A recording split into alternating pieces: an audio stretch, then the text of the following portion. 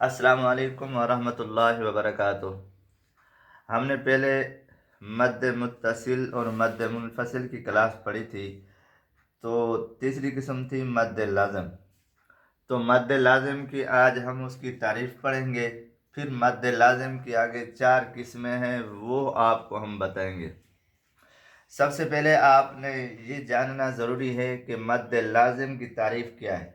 حروف مدہ کے بعد اگر شد آ جائے تو پھر یہ ہے مد لازم۔ یہاں دیکھیں یہ الف سے پہلے زبر ہے، اس کے بعد شد آئے تو یہ مد، اس کو کہتے ہیں مد لازم۔ اور آپ نے یہ بات یاد رکھنی ہے کہ مد متصل کا سمبل اور مد لازم کا سمبل برابر ہے۔ یہاں دیکھیں یہ مد متصل کا سمبل ہے اور یہ مد لازم کا سمبل ہے، لیکن یہ دونوں برابر ہے، سمبل برابر ہے۔ اس کا پتہ تب چلتا ہے کہ اگر مد لازم کی تعریف اگر آپ کو آتی ہوگی اور مد متصل کی تعریف اگر آپ کو آتی ہوئی ہوگی تو پھر آپ اس میں جدائی کر سکیں گے، یعنی کہ یہ مد متصل ہے اور یہ مد لازم ہے۔ وہ تو ہوگی مد لازم کی وہ تعریف۔ آگے ہے مد لازم کی 4 قسمیں۔ حروف مدہ کے بعد شد آ جائے اسی کلمہ میں تو اس کو کیا کہیں گے؟ مد لازم کلمی مثقل، جیسے یہ ہے۔ یہاں دیکھیں الف سے پہلے زبر ہے، یہ حروف مدہ ہے، اس کے بعد شد آئی ہے اسی کلمہ میں تو اس کو کیا کہیں گے؟ مد لازم کلمی مثقل۔ اور اگر حروف مدہ کے بعد جزم آ جائے کلمہ میں تو اس کو کہیں گے مد لازم کلمی مخفف۔ مخفف کہتے ہیں، مخفف ہے تخفیف سے، تخفیف کہتے ہیں ہلکا، یعنی کہ اس میں جزم نہ ہو تو اس کو ہلکا کر کے پڑھیں گے، اگر شد ہو تو اس کو تھوڑا سا بھاری کر کے، یعنی کہ مضبوطی کے ساتھ پڑھتے ہیں۔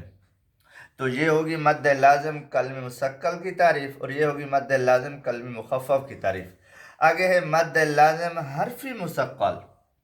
حروف مدہ کے بعد اگر شد آ جائے، یعنی کہ جزم آ جائے، جزم اصلی ہو، تو یہاں دیکھیں حروف مدہ کے بعد جزم آ جائے، جزم اصلی ہے اسی کلمہ میں، اور اصل یہ لام، اب دیکھو یہ لام میم، یہ الف مدہ کے بعد میم آیا ہوا ہے تو یہ جزم ہے، جزم اصلی ہے، ہم نے اپنی طرف سے نہیں لایا۔ اور ایک بات یاد رکھنا، ایک ہوتا ہے جزم اصلی، ایک ہوتا ہے خود لایا گیا۔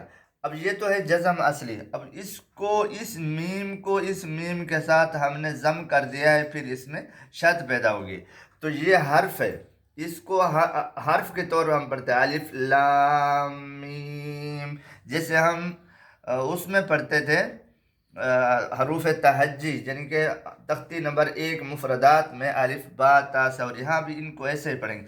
اسی وجہ سے کہا گیا ہے کہ حرفی الف لام میم۔ اور یہ یاد رکھنا حروف مد لازم کی جو لمبا کرنا ہوتا ہے، ان کو کم از کم آپ نے 6 حرکت کے برابر لمبا کرنا ہے، یعنی کہ 6 سیکنڈ لمبا کرنا ہے، 6 الف کی مقدار آپ نے لمبا کرنا ہے، ٹھیک ہے؟ لام میم یہ ہے۔ اب میم کو میم میں داخل جب کر دیں گے تو یہ کیا، اس میں شد پیدا ہو جائے گی۔ اور ایک تو یہ شد یعنی کہ جزم اصلی ہے، اور دوسرا جزم وہ ہوتا ہے جو جزم اپنی طرف سے لایا گیا ہو۔ مثال کے طور پر یہ ہے، اب میں آپ کو لفظ لکھ کے دیتا ہوں، یہ ہے الحمد، ٹھیک ہے؟ اب الحمد میں لام پر جزم ہے، میم پر بھی جزم ہے، یہ پہلے سے جزم ہے، لیکن یہ جزم کیا ہے؟ جزم اصلی ہے، لیکن یہاں حروف مدہ کے بعد نہیں ہے، اور یہاں جزم ہے، جزم اصلی ہے، یہ حروف مدہ کے بعد ہے، ٹھیک ہے؟ یہ بات یاد رکھنا، جزم اصلی ہو حروف مدہ کے بعد۔ آگے ہے مد لازم حرفی مخفف۔ حروف مدہ کے بعد سے حرف میں جزم آ جائے، جزم اصلی، اور یہاں بھی جزم اصلی اور یہاں بھی جزم اصلی آ جائے تو اس کو کیا کہتے ہیں؟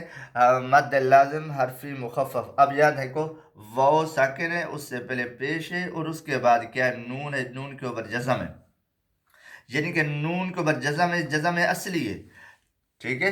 تو اسی وجہ سے یہاں ہم کیا کریں گے؟ مد کریں گے، مد حرف، یہ حرف ہے نون، جیسے الف با تا سا حرف ہے، ٹھیک ہے، اگر آپ کو سمجھ نہیں آ رہی دوبارہ آپ کمنٹ باکس میں مجھے بتا دیجئے، میں دوبارہ آپ کو سمجھاؤں گا۔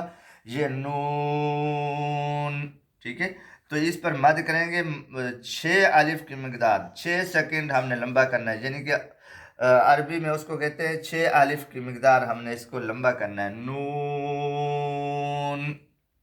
یہ ہو گیا مد لازم کی قسمیں۔ امید ہے آپ کو یہ بات سمجھ آ گئی ہوگی۔ اگر کسی بات پر آپ کو کوئی بات سمجھ نہیں آ رہی تو کمنٹ باکس میں بتائیے گا، انشاءاللہ میں دوبارہ آپ کو سمجھا دوں گا۔